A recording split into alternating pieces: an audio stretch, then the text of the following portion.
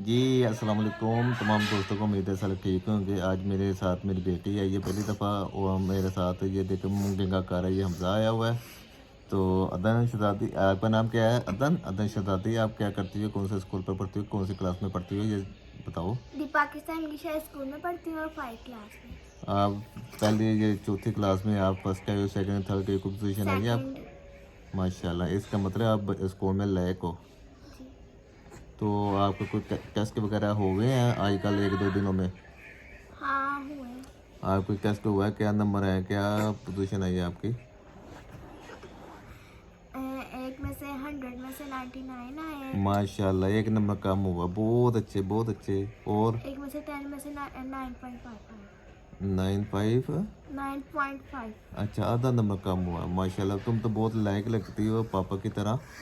तो माशाल्लाह माशाल्लाह, आप ना कितना पढ़ना है? क्या ज़हन है आपका? मैं अभी टीचर बनना है। टीचर बनना है। माशाल्लाह, अच्छी सोच है आप आगे अपनी तालीम आगे दूसरे बच्चों में फैलाना चाहती हैं। बहुत अच्छी बात है। तो इसके बारे में आप और कोई बात करना चाहते हैं? नहीं। सर, आप बात करेंगे या आपका नाम हमज़ा है? आप क्या कह रहे हो करते हैं? हाँ जी हाँ जी।